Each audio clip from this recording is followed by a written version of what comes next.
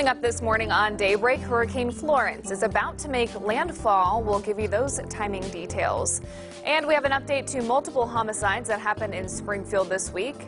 Plus, Deputy Roberts was laid to rest yesterday. Find out how the community gathered in honor of their fallen brother. We have these stories and much more this morning on Daybreak.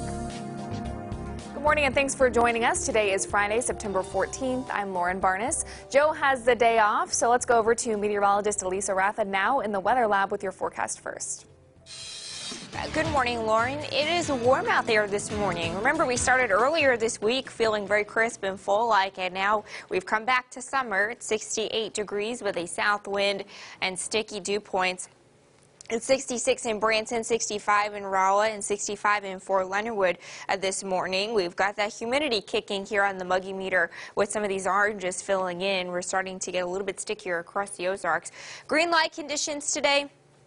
Dry the whole day through. Shouldn't have any problems as far as weather is concerned. A warm start at the bus stop this morning, 68 degrees by dismissal. A mix of sun and clouds, 88, warm and sticky. The football games will be much easier as far as the weather is concerned tonight than they were last week. Kickoff at 83 degrees with mostly clear skies and 76 still warm by halftime. Florence, a Category 1 hurricane here. It is about to make landfall. The eye wall is on shore right over Wilmington, North Carolina, with winds upwards of 75 to 100 miles per hour there as far as those gusts go. That eye wall, the most destructive part of the storm, right over Wilmington with that very heavy rain, the destructive winds. That clear spot in the middle, we're waiting for that to get over land. That is what we call landfall when that clear eye makes it, again, over land. Details on what we're expecting with Florence in 10 minutes. All right, Elisa, we'll see you then. In the meantime, as Hurricane Florence nears landfall, it's a Category 1, but life-threatening storm surge has already started and is also expected to cause problems for the next few days. CBS's Mola Lingyi is in Wilmington with the latest. Florence wasted no time attacking the Carolinas. Thursday, the outer bands of the slow-moving storm quickly brought a surge of water inland. The rushing water toppled a cameraman in North Topsail Beach, North Carolina, and then made quick work of the garage. The storm's powerful winds toppled this gas station canopy. Florence has already knocked out power to thousands throughout the region. Our power just went out instantly. We weren't expecting it. It was way too early. We were trying to charge our things for the storm to come, and it already went out. Officials say millions of people may be left without electricity, and it could be weeks before it's all fully restored. But it's the flooding that's expected to wreak havoc over the next few days. Surviving this storm will be a test of endurance, teamwork, common sense, and patience. More than 1.5 million people were ordered to evacuate, and now many are wondering what will be left when they return. We're concerned. We don't know what we're going to go back to, you know what I mean? In South Carolina, Eddie Garappo decided to ride out the storm on his boat. We're going to stick it out right here. We'll fire it up, we'll stand it, we'll put her in the wind and see the best we can do. The eye of Florence isn't expected to reach land until later today. Mola Lingyi, CBS News, Wilmington, North Carolina. North Carolina is already asking the White House to declare another federal state of emergency in anticipation of a long and difficult cleanup. We have some new information this morning on a Springfield murder. On Monday, we told you about a shooting at a home in the 2500 block of West Mill Street. We learned earlier this week that 27-year-old Anthony Correa from Springfield died from a gunshot wound. Police say this man, 33-year-old Lucky Davis, was the gunman. He was arrested on Wednesday and has been charged with second-degree murder. However, police are still asking people with information on the shooting to come forward and contact the department. Also, police have identified a woman who they say shot and killed a man in a pickup truck Monday. Police arrested 33-year-old Christina Duckett yesterday on second-degree murder charges.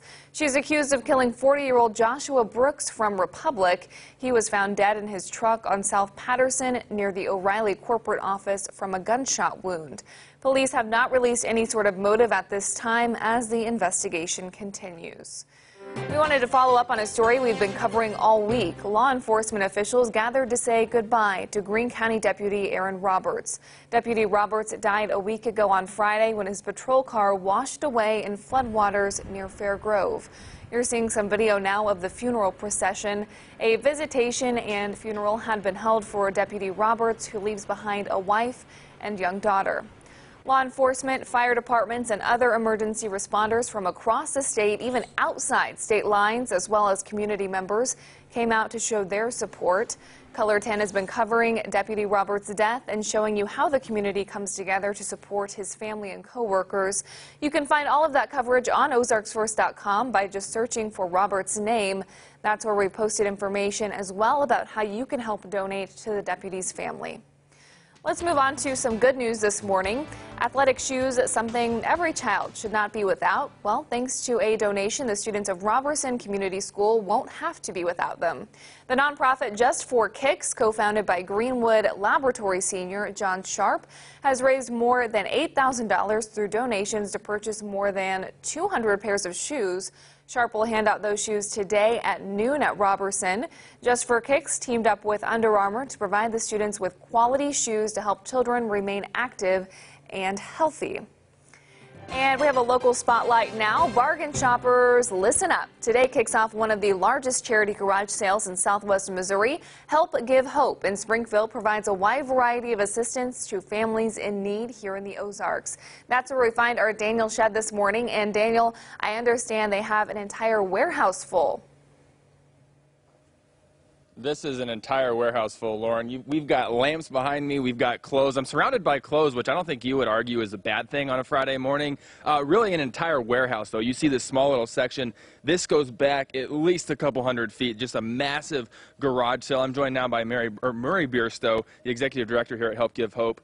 This is huge for you guys because this really funds what you do for the entire year. It does. It funds what we do to help families that are in crisis. We have a Christmas adoption program, but that's funded separately. So this is what we are able to raise the money for, is to give it back right to the community. And for someone that's not familiar with what Help Give Hope actually does, this is their year-round programs, and it's all goes to people here in the Ozarks. Yes, we are a children's charity, and we help families that are in crisis, whether they may need rent assistance, whether they may need help with their utility bill, maybe they need just a gas voucher to get to work. Those are the things that we do on a daily basis right here in Springfield. Awesome, and all of these proceeds from the garage sale today and tomorrow will go towards those people right here in the Ozarks that need your help. We have the information about the garage sale on the lower half of your screen. We're here on North Cedarbrook at the warehouse, Help Give Hope's headquarters. That runs today and tomorrow from 8 a.m. until 4 p.m.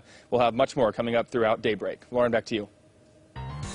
A fundraiser, some clothing, and the start to a weekend. Yep, Daniel, I'd say you're on to something. We'll check back in with him in just a little bit. For now.